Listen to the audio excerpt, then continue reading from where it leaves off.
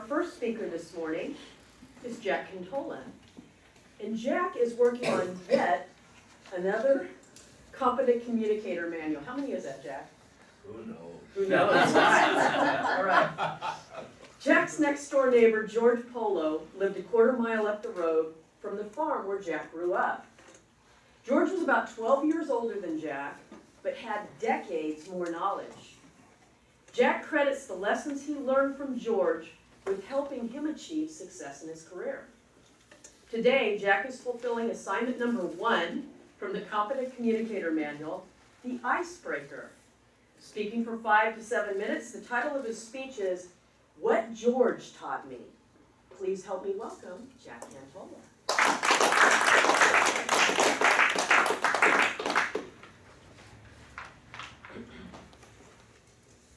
As I pulled into the driveway of George Polo's farm, driving my newly acquired 1929 Ford Model A Roadster, I didn't anticipate that it would be the learning experience that it turned out to be.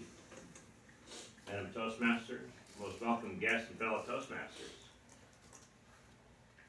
We were standing there admiring my new ride when George said, "You know, Jack, that thing would go a lot faster if you had a Columbia 2-speed rear end in it. That's the differential and axle in the back." And I said, yeah, maybe it would, but number 1, where would I find a Columbia 2-speed rear end? And number 2, how would I pay for it? I had to borrow the $10 to buy the car, for crying out loud. And George replied, "You know, that hay wagon I've got in the back has a Columbia 2-speed rear end in it. And it really doesn't help the wagon work any better. And it would work a lot better in the back end of your Model A Ford." And he said that rear axle that you have in your Model A would work just fine on the hay wagon. I said, well, that's really neat. I got kind of excited. And I said, well, yeah, but wouldn't we have to modify it to make it fit the Model A? He said, yeah, we'd have to shorten the drive shaft, and we'd have to weld on new spring shackles. And that's about it, and it should work. And I said, well, you know, I'm fairly mechanical. I've learned a few things in my short time on this earth, but I'm nowhere near experienced enough to do that kind of work. And George said, you know, I know how to do that. Only problem is, I have this huge field of hay in the back that needs mowing. My eyes lit up, and I said, I know how to mow. The first lesson he taught me was collaboration. If we think about getting something done, if we have a project to do, and we don't know how to do it ourselves, then we should collaborate with others to get the job done. So I got on his Farm All M tractor and went out and mowed his field. And he began working on my Model A Ford, the transition to the Columbia 2-speed rear end. After I got done mowing the hay, I went in the garage to watch him work. And he was getting ready to shorten the drive shaft. Now the drive shaft on the Columbia 2-speed rear end it's hollow, and it fits inside of another casing. And I'm going, how in the world is he going to be able to shorten this and keep it in alignment? Because this is really whizzing around once the car gets going, and if it's out of balance, it could create real havoc. His shop was pretty well equipped, but he had no kind of a device that I could see to keep a drive shaft in alignment while he shortened it. Well, George's solution was he went and found a road map. He wrapped that road map around the drive shaft and took a piece of chalk and drew a line. And he moved it to the other point where he had to cut and did the same thing. Then he took that drive shaft and he put it into a piece of 4-inch angle iron to keep it in alignment, and while he cut it and re-welded it together.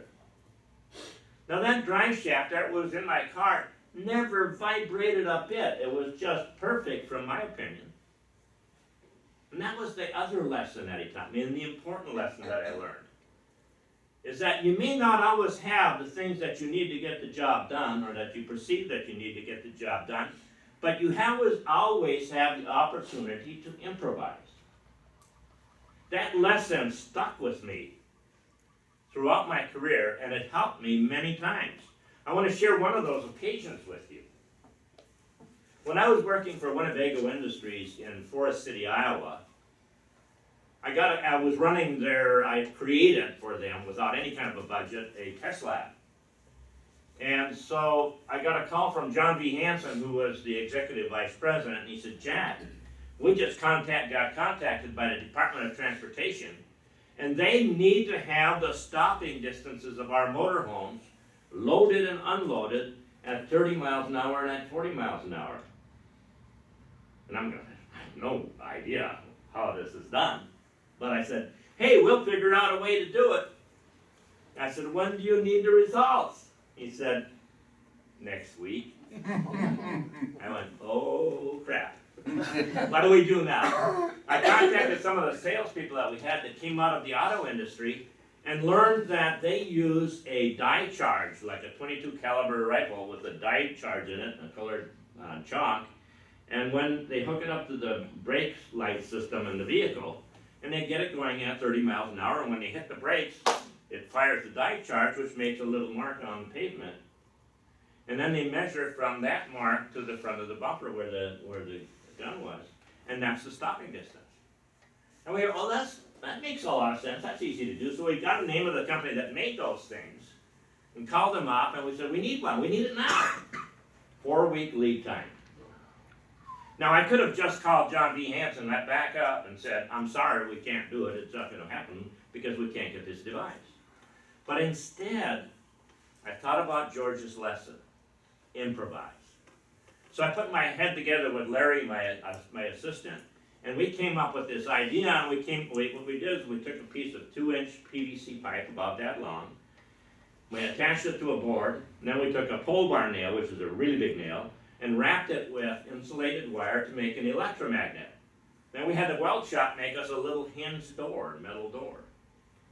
We hooked that to the front of the motorhome, and then instead of hooking it to the brake light circuit, we hooked it to the cruise control circuit, so that there was always current going to the magnet until you stepped on the brake.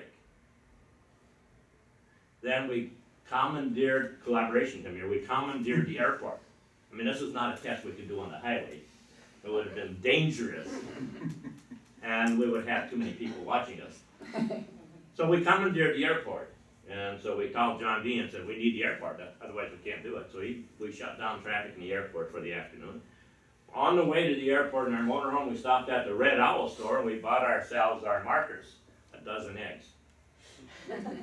Went out to the airport, got the motorhome going at 30 miles an hour, and when you hit the brake, the egg dropped out, made a mark on the highway. We measured from the yoke to the bumper, and we had our information. When we put that report together, it sounded like it could have come directly out of Detroit. The DOT accepted it, no problems, and we're on our way. So my lesson to you is, the next time you're faced with a situation where you don't have what do you think it takes to get the job done, look around and improvise. Adam Fisher.